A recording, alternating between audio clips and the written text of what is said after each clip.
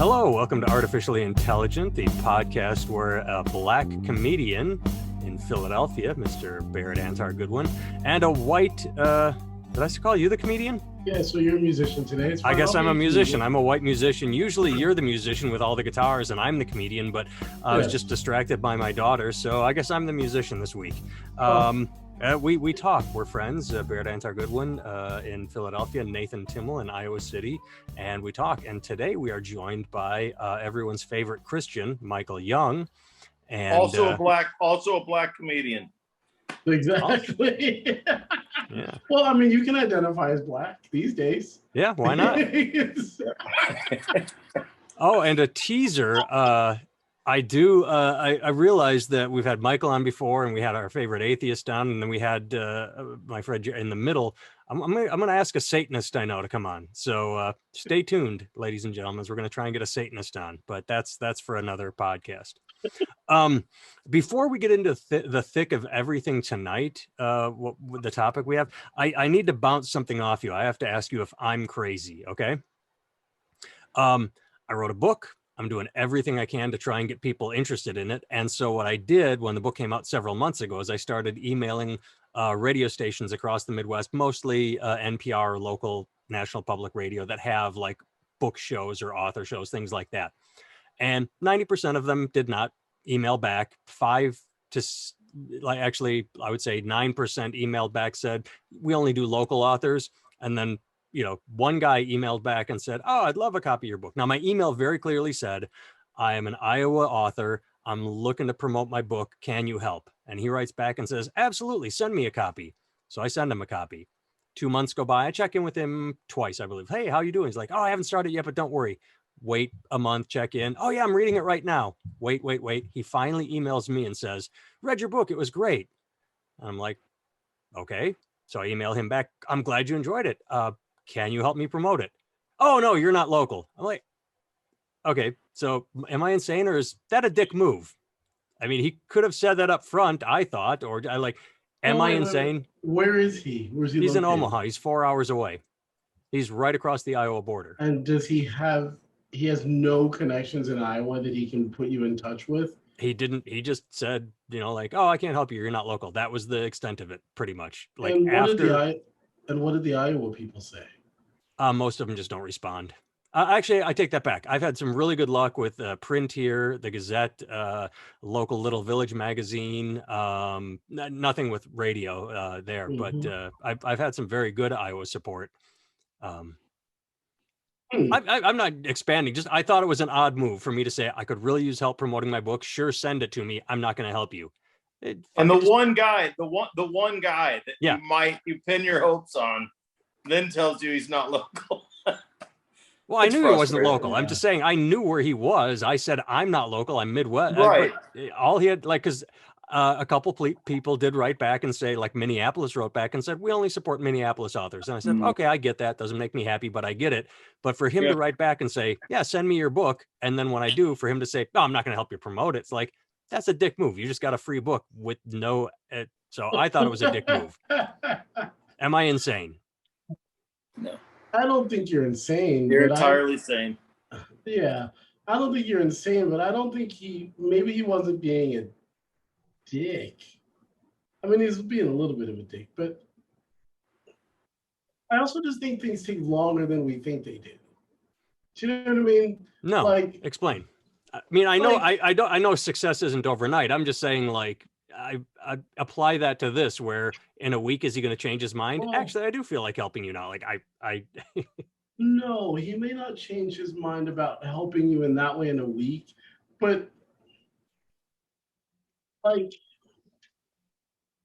part of the reason why we got the deal that we got with the label is because about 5 people who are unrelated to us saw us and liked us and happened to mention us to the guy who owns the label. Yeah. And so and he said, hey, I've heard a lot about you guys. I'll be in town. Can I come see you? So-and-so mentioned you. So-and-so mentioned you. So-and-so and so-and-so said I should check you guys out. And I was like, oh. And I have the distinct feeling that you just need enough of those people to say that in that kind of genre, Well, in I that know. area, and then they'll start talking to each other, and they'll go, "Oh, I had read this guy," and it like, I feel like some of those people that said that said, "Hey, I know this guy. I'm going to tell him about you," and that was a year before anything ever happened. You know what I mean? Like, I think sometimes things just take a while. I'm not saying the guy wasn't a douche for scamming you out of a free book, but if he genuinely liked it, let's see what happens. Like, let it, you Right. know, like they say that like the arc of history is long. You know what I mean? Like, sometimes things that look bad in the beginning, over the course of time, when you watch how they play out, it turns out to be a good thing. So you're saying the Trump years are going to turn out to be fantastic? I'm not saying that. I'm saying that the Trump years will turn out to be very enlightening. From a historical perspective, I think it will be very enlightening. And I think it will be the beginning of a good thing. It will just go through some bad before it gets good. We may not survive the bad. You know, the planet may not survive. But if we survive, it might be a good thing. We will see. Well, let's get into the thick of it then. Let's because it's not related to that. It sort of is. How does my light the keep reason disappearing? What's that? I just wanted to say that at least the guy in Omaha is $7 richer now. Because he's already sold that book on eBay. I don't think he did 7 for it. Okay, $6.50. Maybe. But one more thing, what you say is sadly true, and I say sadly, but I get it. I understand.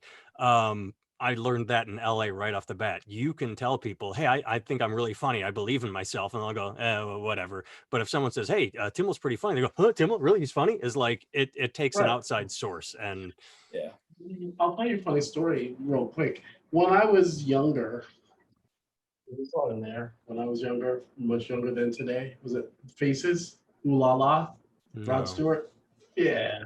My grandfather told me. So much younger than that's the Beatles. Oh, that's the Beatles. No, It's what's the Faces one? When I wish I knew what I.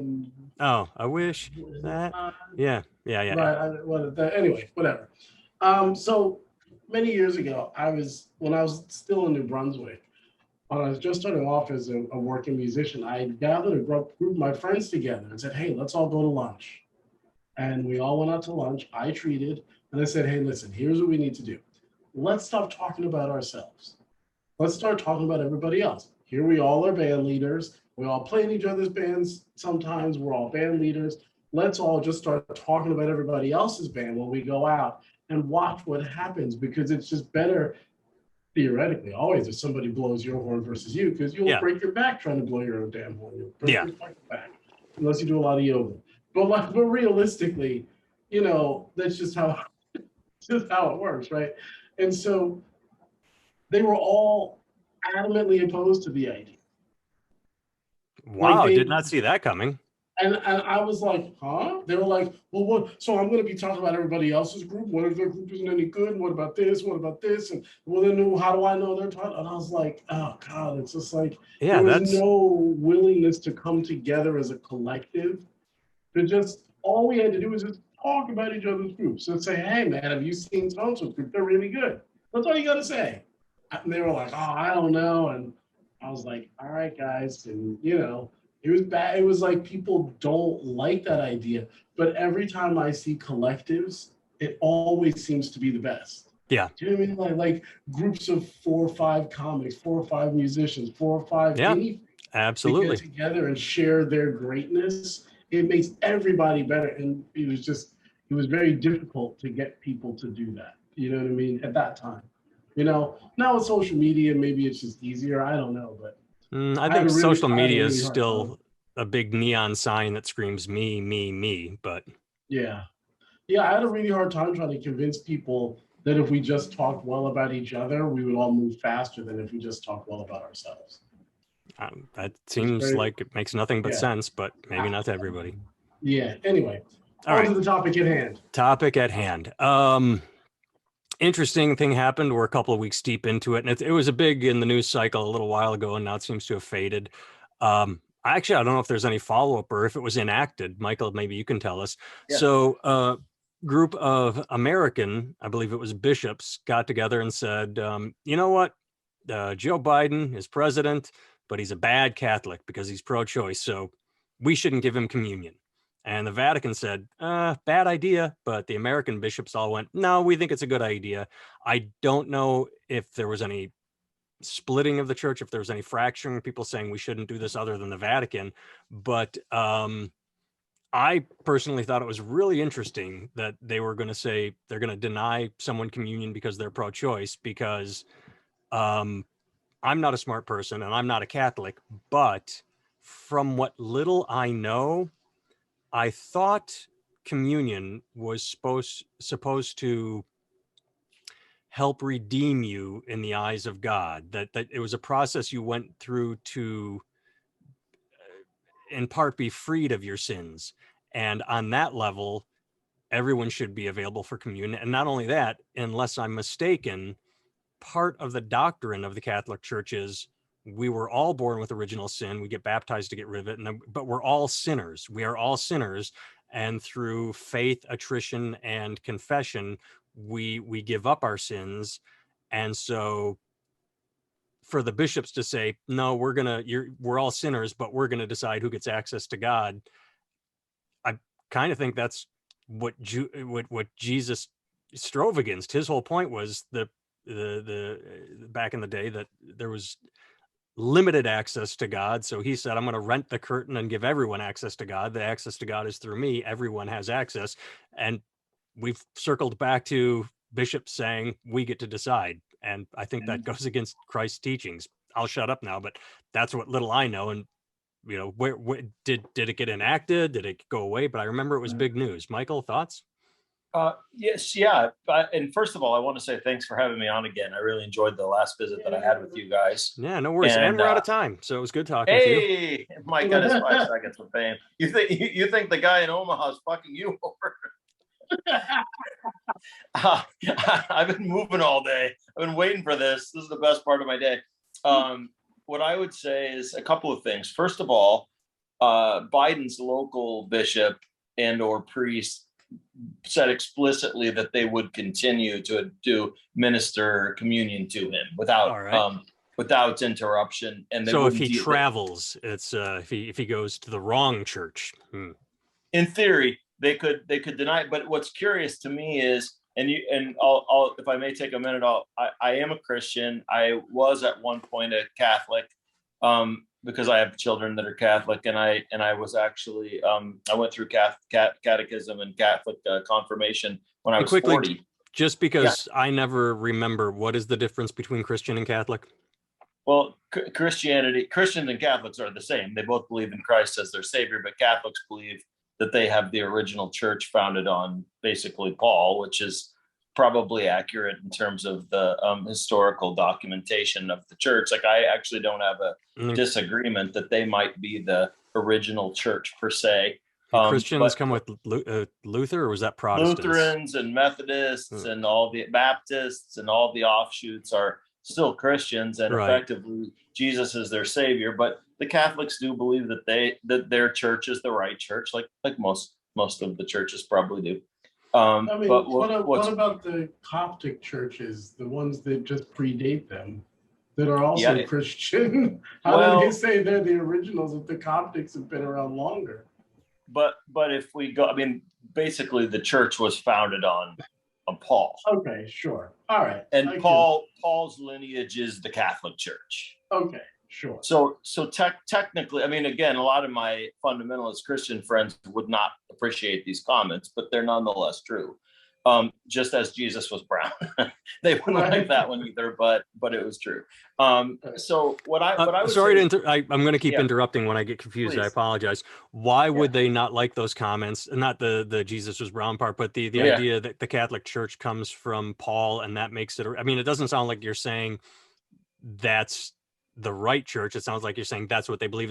Who of your friends would be offended, and why? They're the first church, and I just think particularly amongst the fundamentalists that I've encountered in my life, and it's anecdotal as much as it is anything else. There's a desire, but this is at the very heart of the question and why I was excited to come and talk to you, and that is that there's a desire for righteousness and being correct, being right.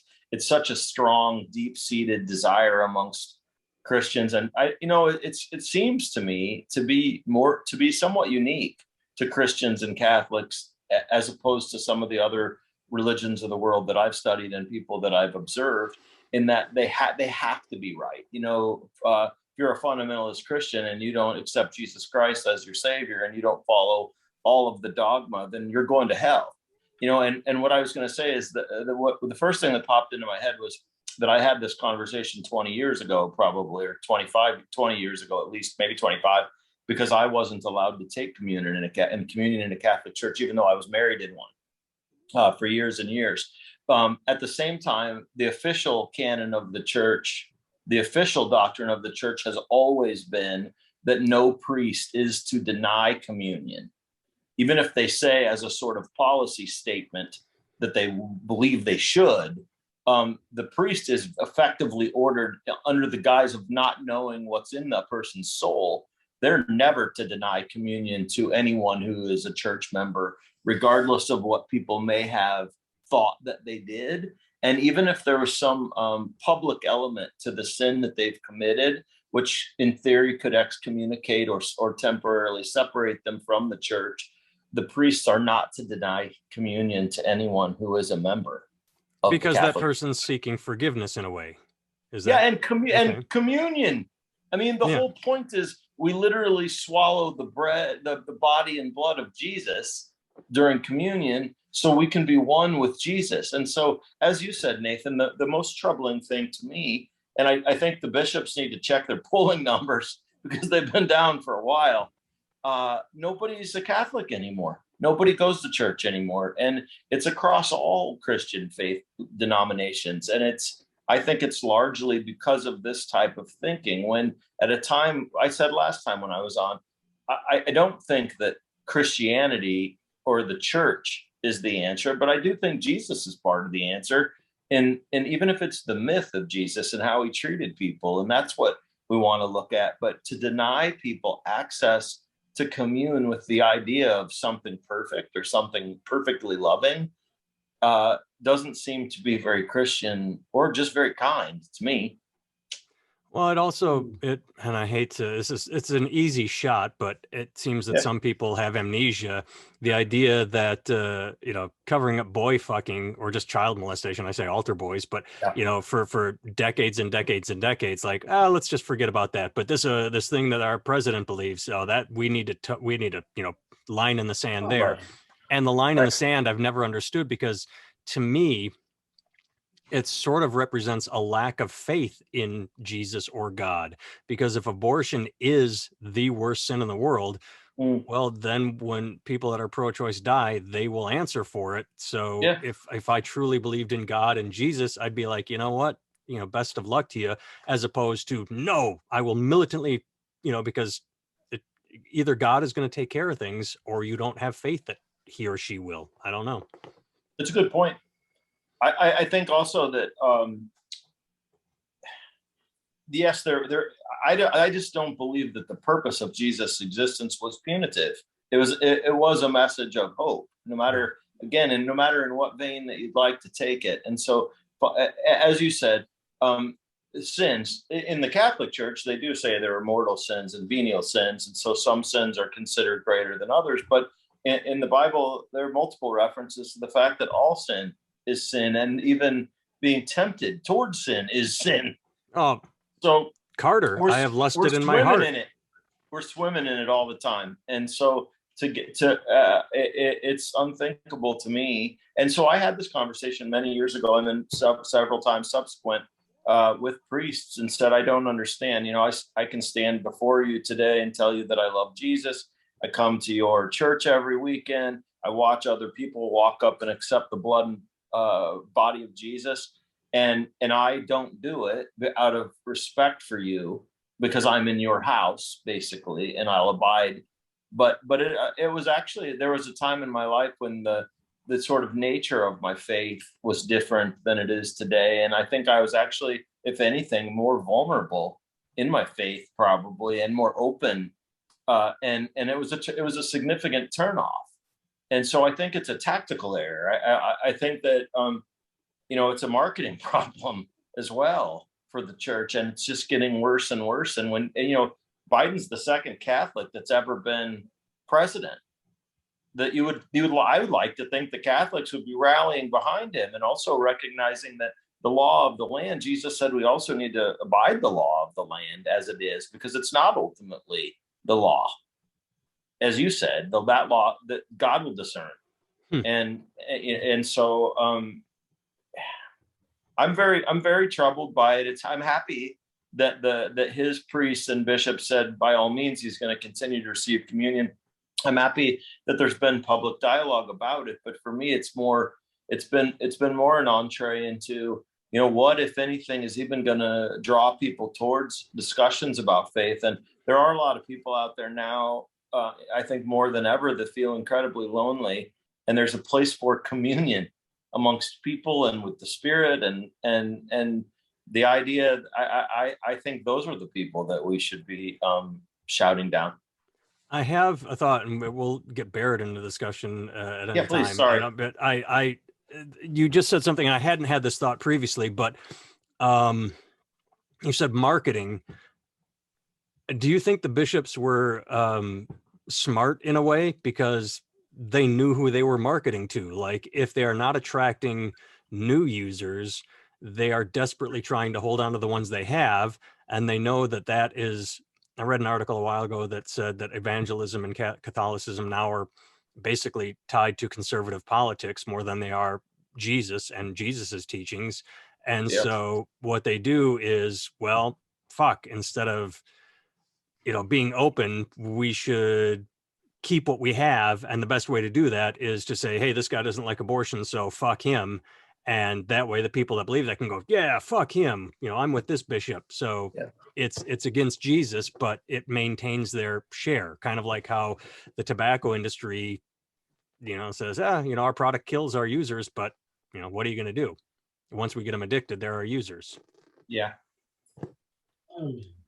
I think that one of the questions I was going to ask is, how far is the Catholic Church from the evangelical church? Because once you connect it to politics, I would argue that it's no longer about Jesus at all.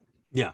Do you know what I mean? Like, not even a little bit. The minute it becomes about trying to secure a base rather than tell the truth or any of these things, right? Then that's not even about the idea of Jesus and communion and oneness and somehow and all of those things.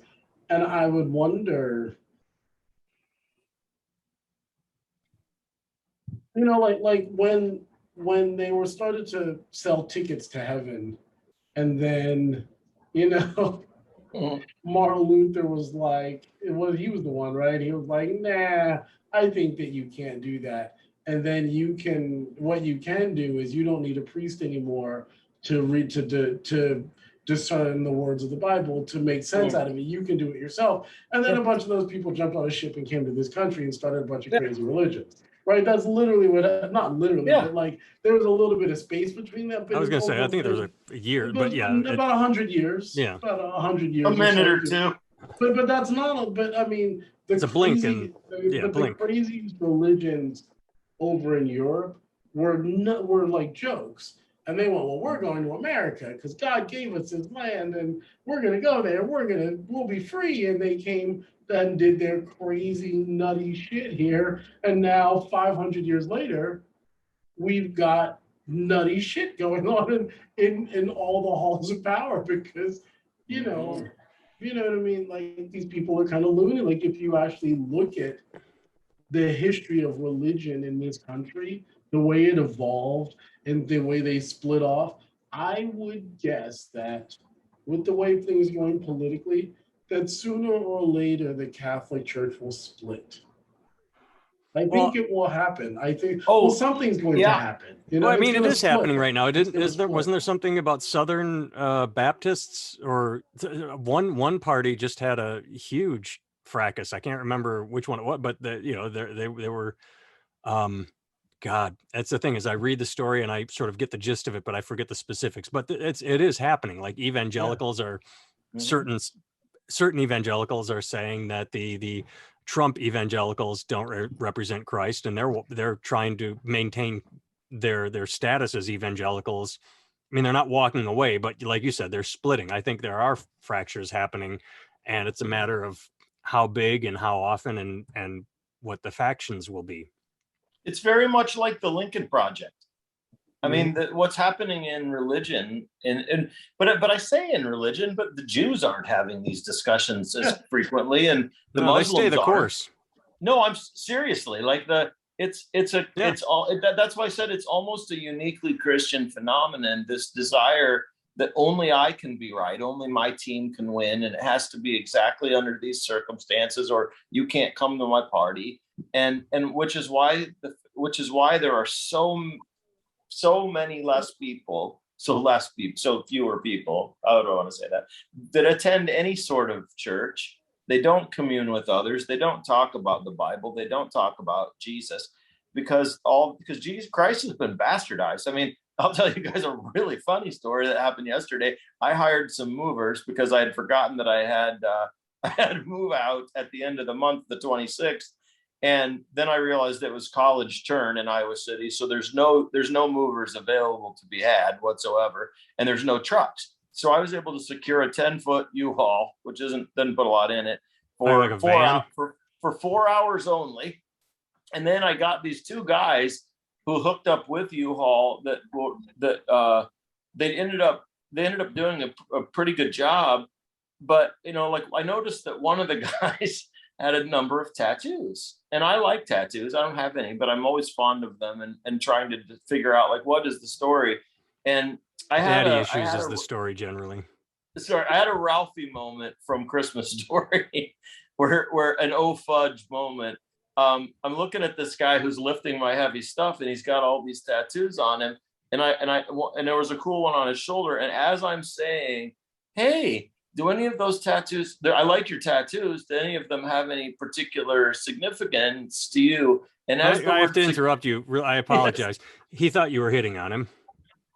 No, he didn't. Yes, he did. But one of his, so as I'm saying significance, I see the Nazi SS tattoo on his shoulder at exactly the same time the words are coming out of my mouth. And I'm like, oh no. And then he said, no, none at all.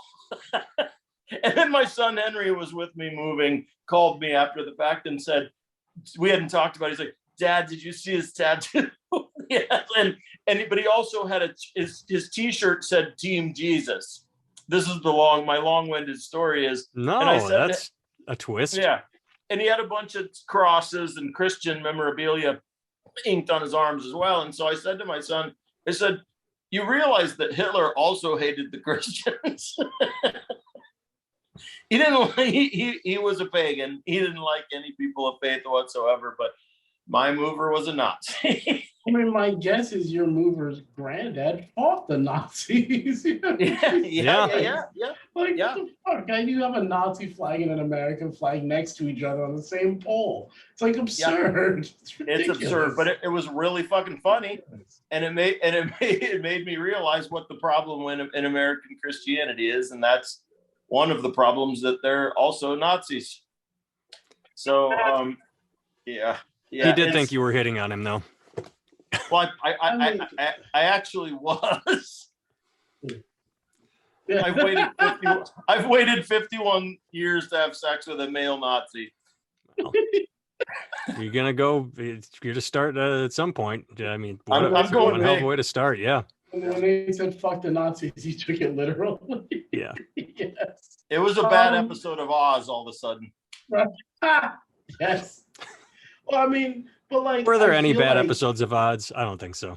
Not really. But I mean, the problem is like, see, like whenever we start talking about this stuff, it becomes that like when you're a hammer, everything looks like a nail thing. You know? Yeah.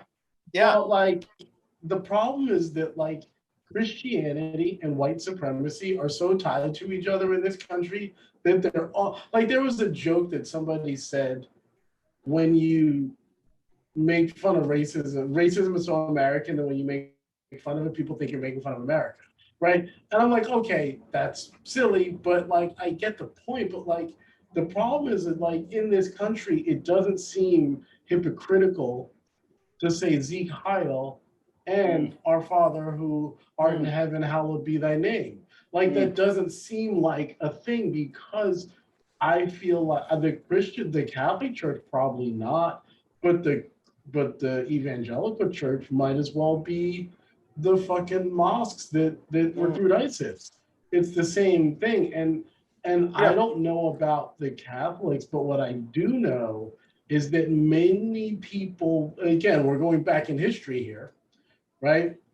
Many people many years ago who identified as some kind of Roman Catholic with a insert country here, Catholic afterwards, were remarkably fucked up people, right? I won't mention any names per se. Yeah. They weren't fucked up people to each other, but they did a lot of real dirty shit and then went to church afterwards and acted like it was okay.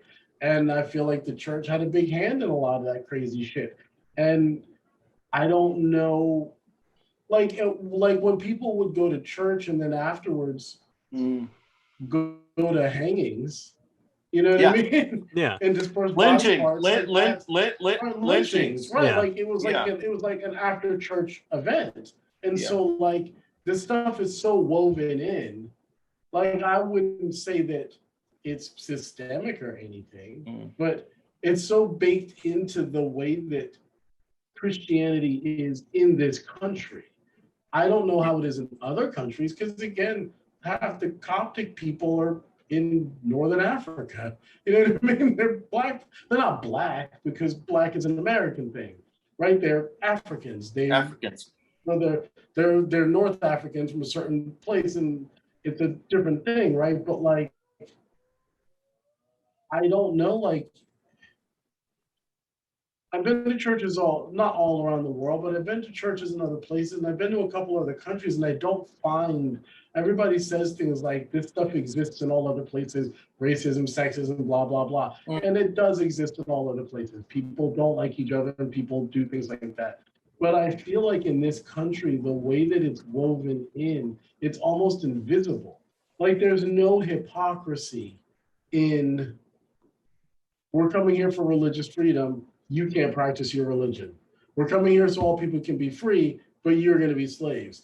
We believe in Jesus and forgiveness, but fuck you, we're going to kill you, you owe us. Right? Like there seems to be no sense of hypocrisy in saying these things. And I'm not arguing that Christians are racist or any of that stuff. What I'm saying is that, like, I feel like as Americans, we have a very, very highly tuned ability.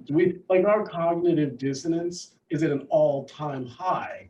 And we're really cool with the balancing of these things that are polar opposites that cancel each other out and then seem to not. Like in words, like we seem to feel like if we think something or we believe something, that makes it true, even if our actions are nothing like that. And somehow the mere mention of the problem makes it so that it makes you the problem for bringing it up. Like if you go to a church, like I went to a priest right when, during the heyday when all the cops were shooting black folks for sport, or at least that's what it seemed like. I don't want to say that, like statistically, I don't know that that's true, but I do know that my Facebook feed was flooded with images of people who look like me getting shot by people who were cops, right? Now, maybe that was just, those are the ones who were publicized, and maybe white people get shot by cops just as much as black people. I don't actually know. What I do know is that my impression of it from the media is that black folks are getting killed like flies, right? Well, it's also an algorithm. Whatever you click on is going to give you more of that. Right, absolutely. And I just want to say I want to interrupt for a second. Yes. And I just want to say that's a topic that I want to talk with you guys about some other night. Yes, absolutely. Because I have a lot of data and a lot of thoughts, and my dad was a cop. Yeah. But I also, it's a really, really long, awesome conversation. Yes. And I would love to have it. Yeah. I would love to do it because what I was going to tell you though is it's the lowest common denominator. In America, nobody gives a shit about their freedoms anymore. Not really. We don't even care enough to know what we're talking about. Like people know the Second Amendment. Ask them if they know any of the others. Right. You know, I mean, Yeah. 98 people out of 100 know nothing about what's in our Constitution, but tout the Second Amendment over and over and over again because it serves their purpose. It's just lowest common denominator. And the reality is we're not, and this is different in America from what I understand, though I've not traveled a lot. I haven't traveled out of the US except the Caribbean and shitty vacation stuff. But other people that I know that have spent time in Europe and Australia. Shithole countries. That's you sound like Trump. Yeah, the shithole countries. They actually seem to be pretty well informed about what's going on in the world and what rights they have or don't have. And here, it's all a shit show because I honestly don't think we educate our kids terribly well. I don't think we talk about the benefit, the real freedoms that we do have in America and the opportunities that I love. What are they? What would you say the real freedoms are? Well, I'd say for one, we talk about white privilege in America. Now we're getting off topic. I apologize, but we talk about white privilege in America. But the truth is, being an American is a huge fucking privilege. You know, 100%. We have the poorest person in America on Skid Row is richer than half of the planet. Absolutely, true story. Take that, rest of the planet. Yeah, but I think the argument is more that, like, yes, from a comparative standpoint, you could say that, right? Like the worst, like back when I used to teach yoga, I had an Indian woman in my class, and her father came one day and said, "Wow, it's really cool that you took up this thing that we created. It's really good, and I liked your class. You're good at it, whatever." And he said, "You know, you should go to India then." And I said, "Why?" And he said, "Because you would go there and you would come back here and you would appreciate this place a lot more. Because you think what you think of as poor here is not even close to poor. Like he's like, you have no idea what poverty actually looks like." And I think he's right. And I want to say something. You both made the same statement. And how do I put this about traveling and visiting other places and comparing them to America? And the thing you have to be careful with there, and I've watched this in myself because I've traveled, I don't want to say extensively, but I've been around the world.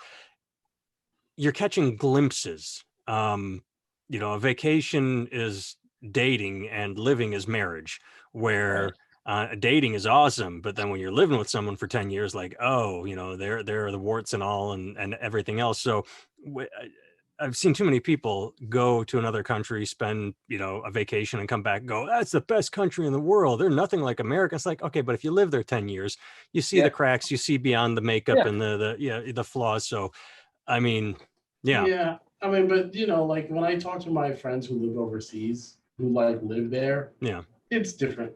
Yeah. They're just culturally different. They have all their same problems. They have problems. Like everybody has problems, right? Yeah.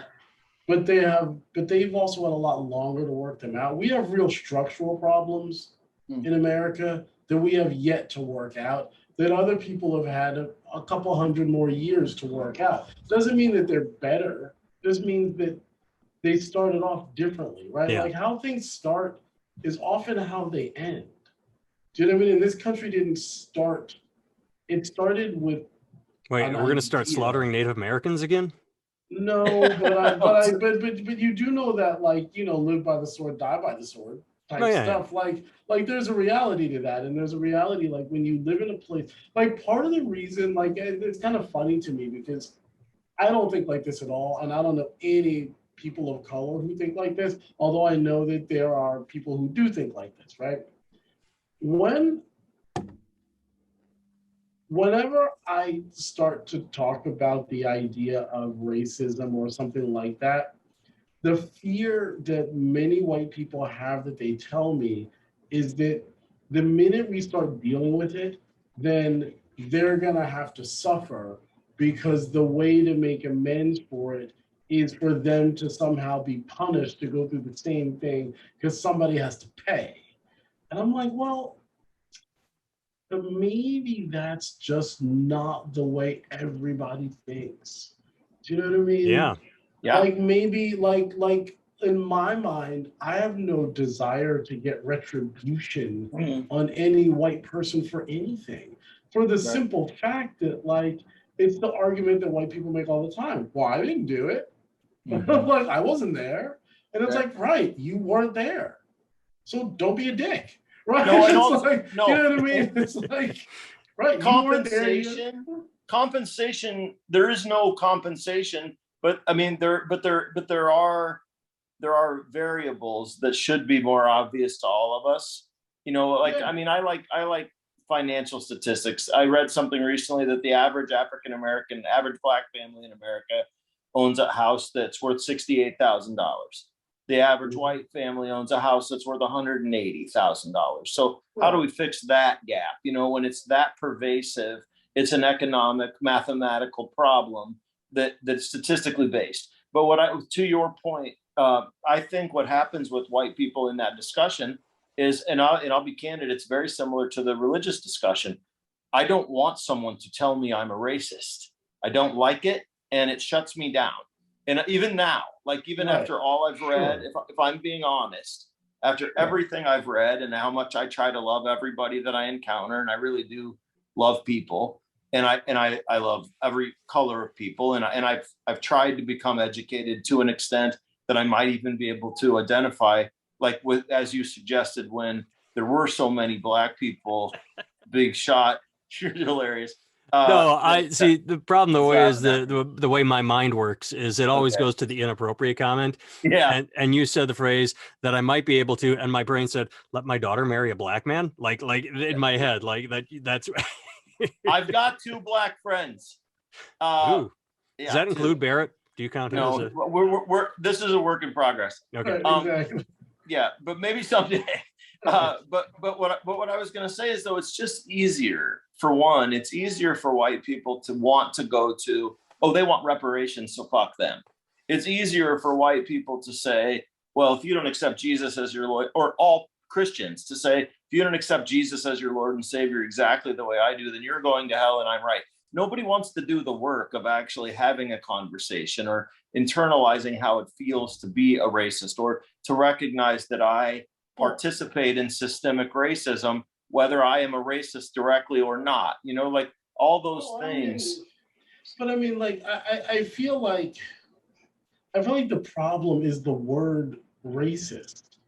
That's the problem. Is like, I was watching this show and the guy's like, they're trying to redefine what racism means. I'm like, redefine?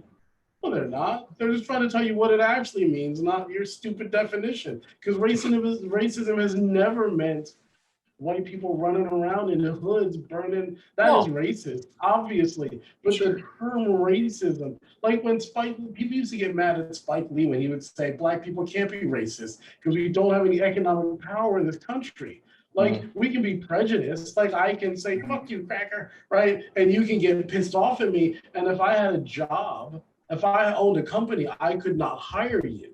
And that, in that one instance, would be an act of racism, because like my decision, it's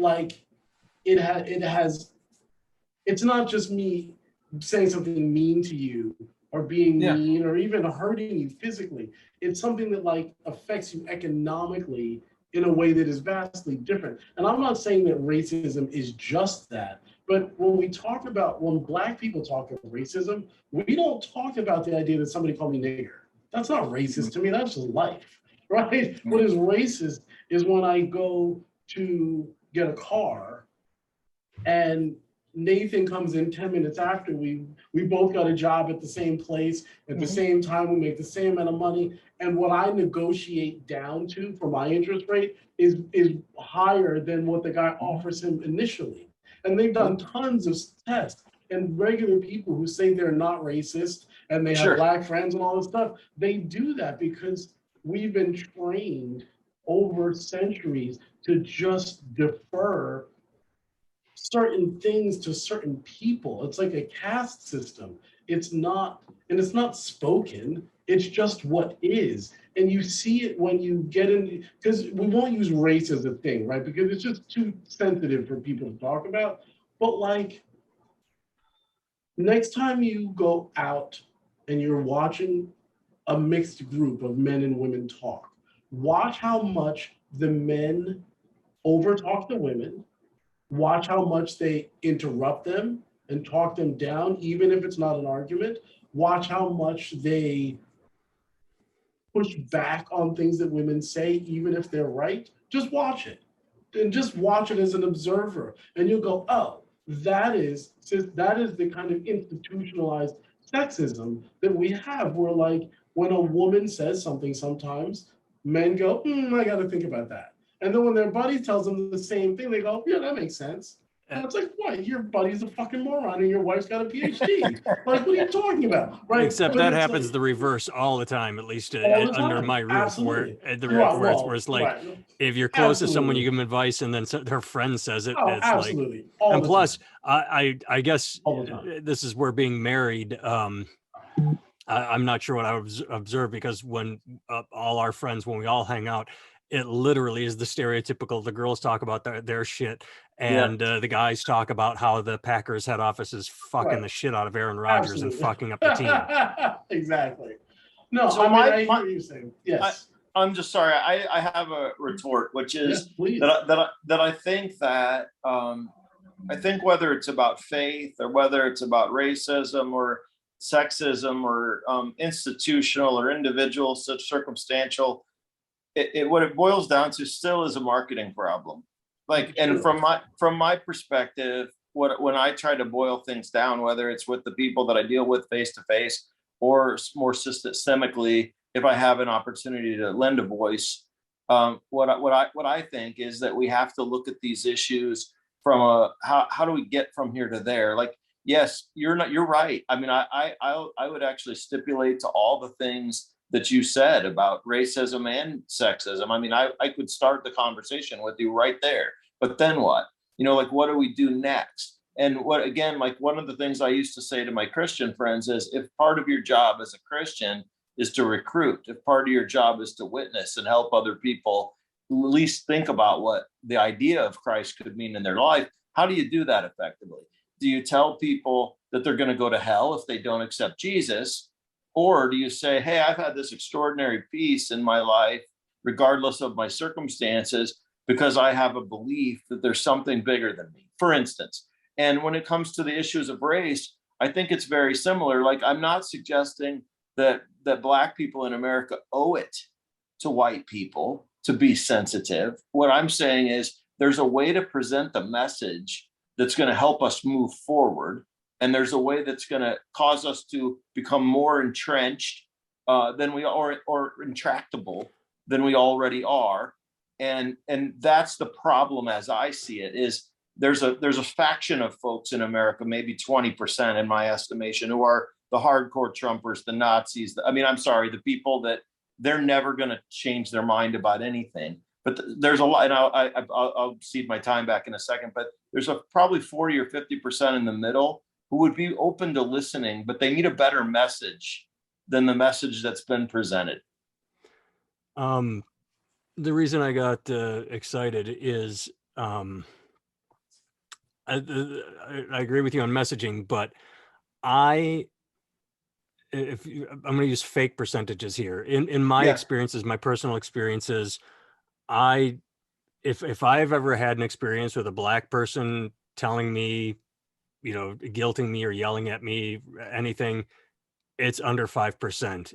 Most of the horrible messaging involving white people should feel guilty, or white people did this, and what are white liberals, and they are fucking annoying. So when you said, I think you said my message to Black people would be better message, I've never had a problem with Black people. It's mostly annoying fucking liberals, white liberals, that are screaming, this is what we did to the Black people, and so But dude, BLM, I'm sure.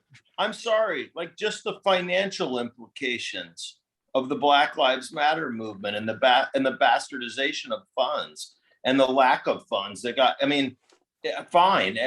Like, I'm You're happy. Speaking over my head. I haven't researched any of it. I haven't looked up any of it. It's a terribly ineffective. Yes, it's an incredibly ineffective mechanism.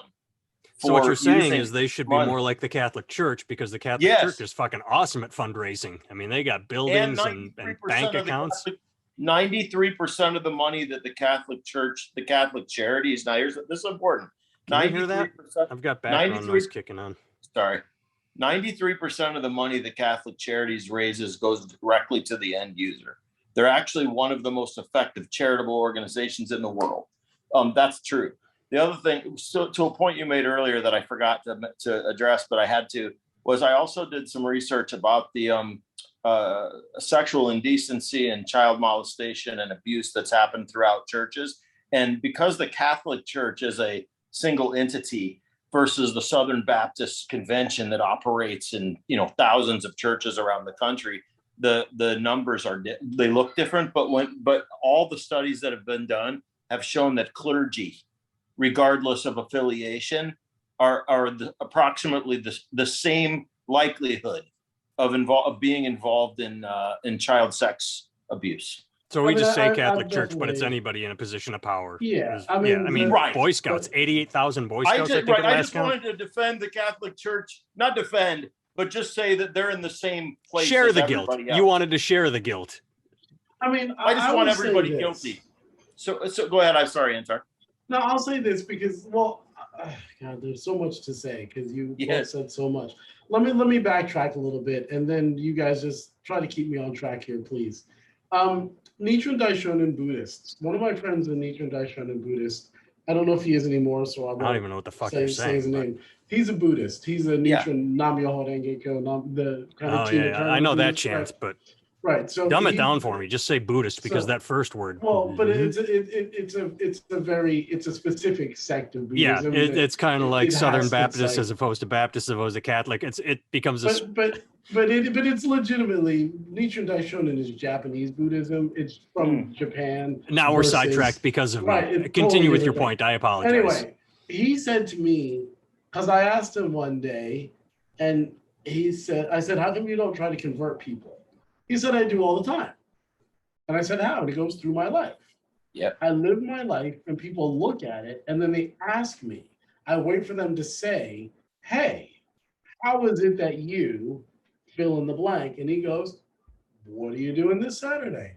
Want to come to a thing? Or he'll start talking about it and he'll make people, but he said that your life is what they need to see being reflected that will make them be attracted to this form of Buddhism. Yes. And I feel the same about Christianity. I feel like as much as your job is to go witness to people and stuff, which is where the Jehovah's Witnesses get it from. It's their job to go door to door and try to save you. You're in a burning house. You just don't know it. I'm here to give you the love of Jesus so that that's what they told me once. I said, why do you guys go door to door? They go, because Jesus he said we're supposed to be converting people. But it's also, they use the analogy that I'm in a burning house. I just can't see it. And they're trying to save me. And I was like, okay, cool. And I get that. But I do get what my friend said about your life. And I think the best way to convert people to Christianity is just be an amazing person. I think that's honestly the best way. Like, you don't have to threaten people about going to hell or any of that other stuff. Yeah, I think that you're right. It's like you don't have to do all that. You just be a light. You be an example that people want to be like. You become a role model. And I think that's how you convert people to anything, ultimately. Yeah. Not that you didn't know that, but that's what I would say. I love exactly, this is what I try to do, most of the time unsuccessfully because I have so many flaws, but I want people to say he's a really nice guy. And I also would really like it if they knew that my consideration of the life of Jesus, if nothing else, is impactful to the way that I try to actually treat people. And that's kind of where it stops, really, for me. I'm not that involved in the fundamentals of the organized church. And I really but I love Christ. I love the example of Christ. I love all the things that I know that all the things that he'd be disappointed about today. When you say that you're not involved in, what was the word you used? Of the church. I don't go to church. Right. I mean, I guess here's where my issue comes, right? Yeah. The devil's in the details, right? Literally, right? The devil's in the details. And if you're in a place where you're not actually participating in those details, right? Is that actually the right move. And I'm not questioning what you're saying and what you're doing and the way you choose to witness to the world. I guess my thing is that, like, if we're defending people and defending Catholics and defending Christians, but we're not deeply in the church trying to make a difference there, are we drastically different than the people after Martin Luther who just decided we could figure out what the Bible meant on our own without any, Two thoughts. Have we been defending Catholicism and Christianity? I thought we've been dissecting it. We have been dissecting it, but I wonder if it's. Oh, wait till he's. No, it's okay. Well, my second thought, because it goes to you, is I already forgot it. What was it? Oh, maybe Michael. If Catholicism comes from Paul, maybe Michael is following Matthew, because I don't know the exact quote, but wasn't Matthew's idea, hey, if you love Jesus, keep it to yourself, shut the fuck up about it? I mean, that was... You're paraphrasing, obviously, but... Yeah, well, okay, and I'm sorry. Come here, Stan. My Frenchie and my daughter just came in, but okay, so I was going to... I do want to say this. Your daughter? Your black friend? One of them? My black friend just showed up. No, my Stan, my French bulldog. I got to go. We're bumping up against an hour, so it is time to get out of here. Oh yeah, no. I just wanted to say I will go to church anytime, and I also probably have, I bet I have somewhere between 24 and 100 conversations a week that have something to do with Christ. And what I also do is I spend more of my time challenging people who are involved in the church about whether they're holding up their end of the bargain. That's how I choose to attempt to be impactful. Do you think that you could join the church and then really make a, like, see, here's what I think. Okay, this is not. Do you think you could found your own church then? Become the splinter church. No, that's what I've done. The Church of You? Yeah, well, kind of. I think we're all the church of us. Well, but I mean, I guess the thing is this, right? I feel like what Black people, the kind of therapy that Black people need is massive, right? Like, I think everybody needs therapy. That's my belief, right? I think that, because not to beat the racism horse to death, right? But I think that racism affects white people as much as, if not more than, it affects Black people negatively. It doesn't seem like it does, because on the surface, it doesn't seem like it. But white men commit suicide at a rate higher than everybody else because of the unrealistic expectations put forth on white men to be something, because all the TV shows, all the stuff, like everything brainwashes you to think a certain thing. And how happy does that make you? Right, like, doesn't what the white people suffer? Does that just make me? Just the suicide part. Oh, it doesn't make me happy at all. But I mean, well, no, I'm kidding. No. But I mean, but like, realistically, like, if you go down to the places where, and I used this example before because it's just the low-hanging fruit. If you go to the places where segregation was the worst and they blocked all the money to go to the Black schools, that's the place where the white schools still to this day do the worst.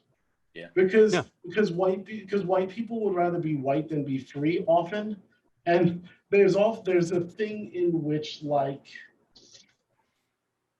if it looks like it benefits somebody, then even if it benefits all people, the way they structure, like, the welfare stuff and all these things, they make it look like it helps people, so people vote against these healthcare things and these bills that really affect them because they're trying to stop other people from getting a free ride, but it stops them from getting the help they need too.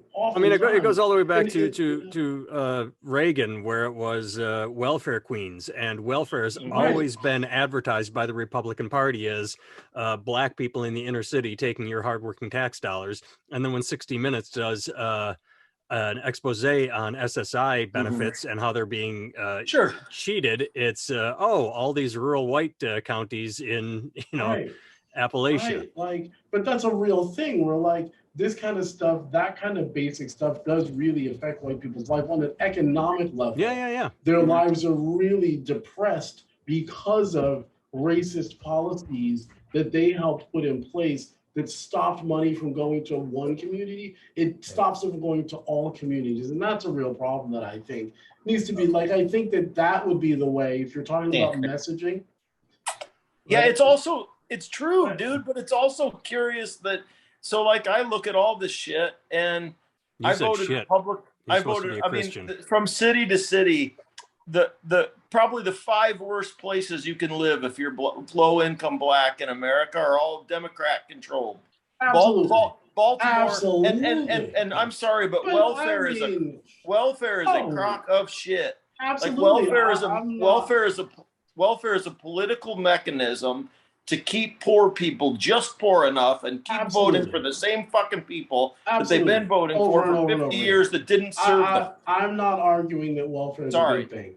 No, but I mean, but what I'm saying is that like when people like, you know, like you like in a fight, like you're not supposed to punch down. You know what I mean? Like nobody wants to punch down, right? Yeah. When it comes to when I feel like when it comes to white people and politics, rather than reaching laterally across to people who have the same problems that they have, they reach up and vote to help the people above them because one day they'll be like them rather than reach across and reaching for the people who have the same problems they have. I answer, but I have to ask you, like again, just Baltimore. Since 1968, there hasn't been a Republican on the city the city council or any position of power at all in 53 years. Let me answer one that. of the worst. But have you watched The Wire? Yeah, it makes for great fucking Hollywood. No, let me answer that. The problem is, as we've already talked about, it's in the extremes. California, in my opinion, is too far left clusterfuck. I mean, I'm not even going to go into details, but it is the extreme when you think that your side is the only correct side, and the problem then nothing gets done. And California, we're the 5th largest economy in the world. Well, you could be so much more. And Texas is going to drift the other direction. They're like, you know, we're all about freedom, and there's got to be a middle ground. And right now, nobody's interested in that except for the civilians in the middle.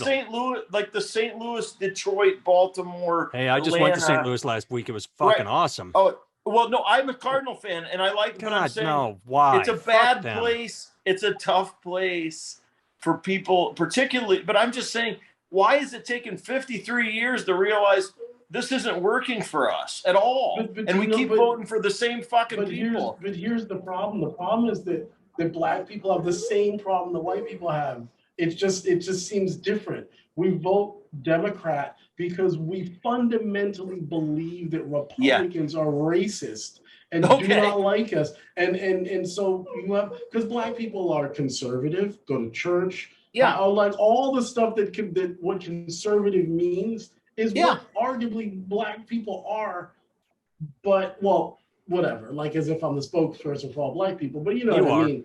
But you know, like that's what it is, and yet we keep voting Democrat, even though they keep whacking us in the head. Like the thing about the Republican base that I like is that the Republicans have unity of message, and at the end of the day, as much as I think Trump is a douche, I think that Trump had a base of people, and he actually catered to his base, right? Whereas Democrats cannot win an election without the Black vote. They cannot do it. And yet they'll get the vote and do nothing.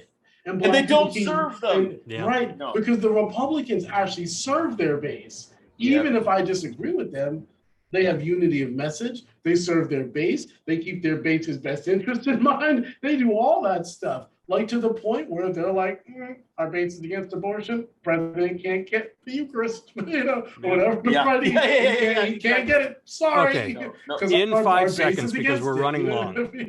Because we've run in 5 seconds. Maybe this needs to be a long form podcast, though. Maybe we need to just. I think an hour is a long form podcast, but I do one thing, and maybe it's probably a discussion for another time. Barrett and I have talked about this a million times, and I've for months have been meaning to bring it up. And I remember you even told me you read a book. You said, I have read a book that explains it, because you just said a minute ago, black people go to church. And I'm like, that's right. Why the fuck are black people Christians when it was beaten into you? You're like, you're slaves, you're less than, you're unworthy. Here's Jesus. You will. And even back then it was like, you will be Christian, but you're still unworthy. And it somehow became this great brainwashing where it has taken hold but what was only the because book you read? Because I'd love to read it. Because if you look at Christianity again through the eyes of like white folks, you see it one way. If you look at it through the eyes of black folks, we are the people who they're talking about, who suffered in the desert and went and they're going to get redemption. The meek shall inherit.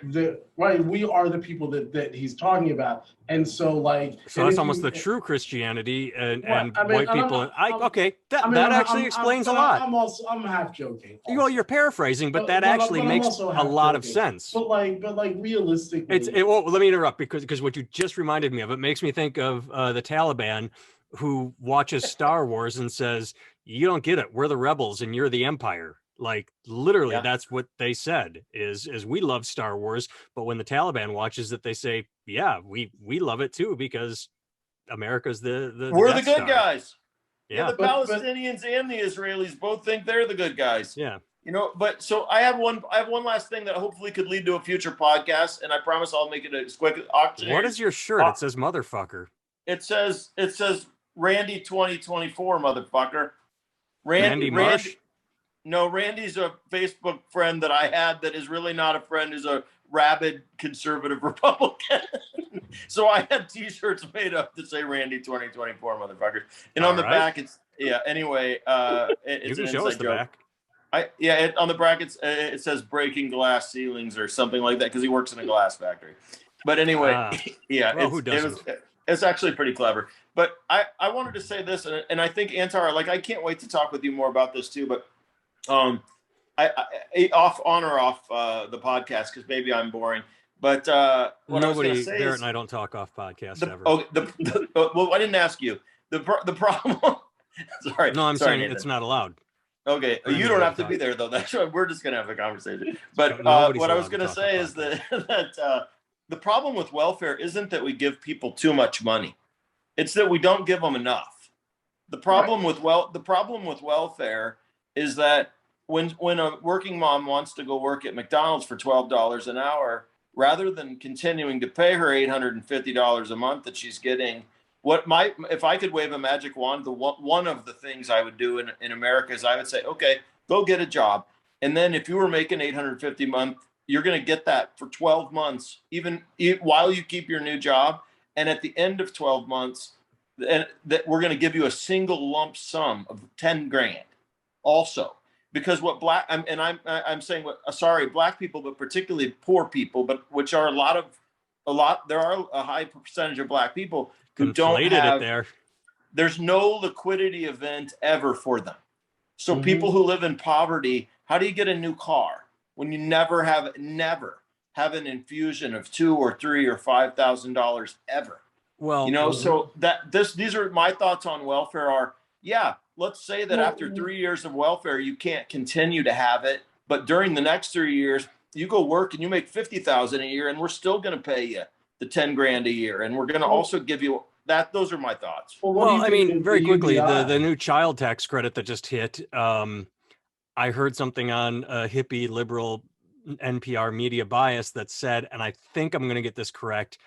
Actually, it talked about the number of people that alone lifted out of poverty, the poverty level, and it was astronomical. They just said, look, by giving these people the child tax credit, that supplemental income helped them so much that they are technically above the poverty level now. Why would we take that away? And it's a good argument. Why would you if you were lifting that many people out of poverty? Yeah. Well, what do you guys think of the UBI thing? Do you like that? I love it. I was just going to say Andrew Yang. Andrew Yang's dead on. And the thing is, it's so much better of a use of our money with so much less bureaucracy than typically happens with government with government agencies that dilute the money. I mean, it's the trickle up. It's instead of trickle down. It's you put the money into the people's hands and they put it back into the economy. But again, we are off the rails, by the way. I know, but we talk about these things all the time. But at the end of the day, racism, sexism, blah, blah, blah, all this bullshit, right? It's not, those are the symptoms. And the cause, I would argue, is rampant capitalism, not a free market. Right. I think a free market is perfectly reasonable. But I think rampant capitalism, where you put profits over people, where it's okay for the medical industry to rip people off left and right, and the insurance industries and the bank industries and the housing and the this and the that. Like, everybody's allowed. They can get all the corporate welfare they want, and everybody else has to fucking suffer, and it's okay. And I'm not saying that if Bezos wants to have $1 billion and he doesn't want to pay his workers, that's his business, I suppose. But like, to have that widespread all across the country and have such extreme levels of poverty, particularly in places like the South and the Midwest and places like that, where these jobs, where people are shopping at Walmart, buying clothes that they used to make that are now made overseas by our quote unquote enemies, right? And it's like, and these people, the jobs get all shipped over there and stuff. It's like, I feel like there has to be a way, like, for us to start to understand that the reason why we don't have the UBI and the reason why we have sexism, racism, and all these other things is not because of us. It's because there's when people talk about it being systemic, it's not systemic in order to keep me down. It's systemic in order to keep me and you from talking, so that we understand that we have the same problems, and then we band together and go, wait a minute, fuck you. We do want our UBI, and I want a job, and I'll work with this guy if he's willing to work. I don't care what the fuck he looks like. If he's going to lift up his end of the log and I lift up my end of the log, we get it where it needs to go. And they're trying to stop that, and we keep fighting over racism and sexism and all these dumb things. Not that they're dumb, they have real effects. They're like these made-up things that have real consequences, but they're the symptoms, and we're so busy swatting the symptoms that we're not dealing with the problem, which is the people. Like if you think that there's I don't want to say there's no difference between Biden and Trump, because there's a huge difference between them. But if you think that like Biden and his cronies actually care about people more than everybody else does, that'd be ridiculous. Or they wouldn't be blocking Republican policies that make sense.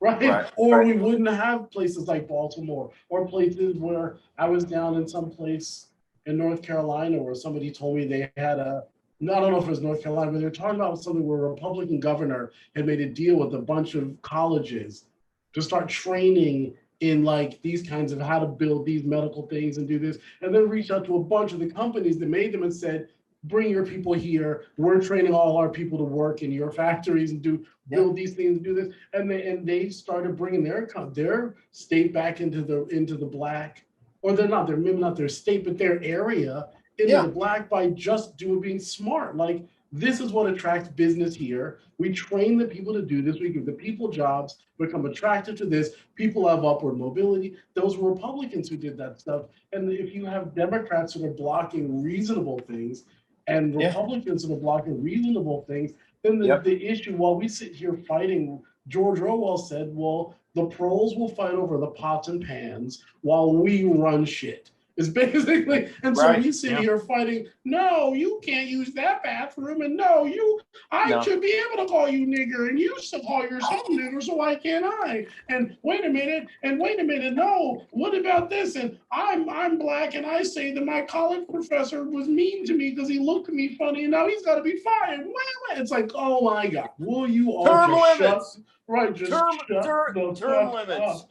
Right, Term limits. Right. I mean, like, we argue over these things, but in reality, the problem is not the stuff we're fighting over. Yeah. It's the stuff underneath what we're fighting over. Yeah. Do you know what I mean? Like, we serve them. Right. Yeah, we're all just sheep. Like, this is not, it's not accidental. Like, it's not an accident that, like, I watch the Fox people talk about critical race theory and all these things, and with no idea what they're actually talking about. I'm watching them talking about canceling Dr. Seuss. Like, nobody's canceling Cat in the Hat. They're canceling the one where they call the Chinese guy a chink. That's what they're canceling, which is reasonable. They didn't call him a chink, but you know what I mean? They just drew him as a caricature of him. Right. Like, it's like, what? Like, yeah, like that. They're canceling. Nothing's funny anymore. Right. It's like, oh, I'm kidding. And it's like, it's true. I do think that the liberals are taking it way too far with this whole censorship and canceling thing. Yeah. But they learned it from their parents and their parents' parents and their parents. This country has been, we have a history of canceling people who don't agree with our ridiculous beliefs. Like, we can believe the craziest stuff ever, and if people don't follow us, we cancel them. And now our children's children's children have taken up the same ridiculous things and cancel. Like, they learned it from their forefathers. You know, they just want, like, they didn't do anything that no other group of Americans hasn't done with their wild, ridiculous beliefs that they thought were reasonable. You know what I mean? Like, I don't know. I'm off. We should go. I was gonna let you guys see Stan. He's my French bulldog. He wanted to make an appearance. That is a cute little flat-nosed dog. I miss having a dog. He's a twin to Snoop Dogg's blue Frenchie. So anyway, so I have two black friends and a dog like Snoop's. All right, exactly. And Snoop's. Well, look at you. AntarGoodwin.com and KatieHenryMusic.com. Give the dates. When the first single for the next. Now it's been 2 weeks since we spoke. Are you allowed? You haven't given me in private. So is there a name yet? You said you were leaning. Is there a name for the album? I believe and are you allowed to say it? It's going to be called "On My Way," which is going to be the title track. Oh wait, I think you did say that last time. I just forgot. Right, and October 15th. We'll be playing at Stanhope House in Stanhope, New Jersey. That's a CD release party. It's going to be a lot of fun. And we got some gigs before then. Oh, we're playing at the Lizzie Rose this Friday. Give the date, because I don't know. 30th? Yeah, that sounds right. Yeah, Jake's wedding is on the 31st, so the 30th would be Friday. So we're playing the Lizzie Rose on Friday. So anybody want to come down to Tuckerton, New Jersey? Tuckertown, I don't know which one it is. But we'll be at the Lizzie Rose with Dave Keller. Dave Keller's a beast. So it'll be a good time. I think it's about time Tucker Carlson got a city named after him. So there you go. All right, that's Antar Goodwin and KatieHenryMusic.com. Michael doesn't have a website to promote. No. He doesn't want anybody following him on Twitter. He will soon. He's going to have the Church of Michael, man. Yeah. That's it. So it's a church of one. That's all you need, man. Well, you need two, right? Wherever two or more are gathered in my name, right? Yeah. Isn't that what he says? You need at least one more person, right? Because you have two. I'll go with it. I'm not joining any church. I'll take the dog. Oh, yeah, take the dog. Yeah. Whenever two or more are gathered in my name, that is where the church shall stand, right? Something like that. Yeah, so that's the quote. Take the dog, man. Awesome. Oh, I can be found at nathantimmel.com. Yes, my next album is out next week, I think on the 4th, Skinny Fat. It'll be the first clean comedy album I've ever done. It's a mix of new and old, greatest hits that I took the word fuck out of. Oops, I just said it there. But the book is We Are 100. It's available on Amazon. And if you're on the fence, just read all the reviews because they're all positive. And great book, man. Yeah, great book. Thanks. Really, it's good shit. People in Omaha like it, even if they don't want to promote it. They just want free copies. And that's what we got for you. So thanks for tuning in. And if you thought we went too short, then tell us because we can make this longer. All right. Yeah, we'll just go 2 hours like everybody else does. Yeah. All right. Bye, everyone. Yeah.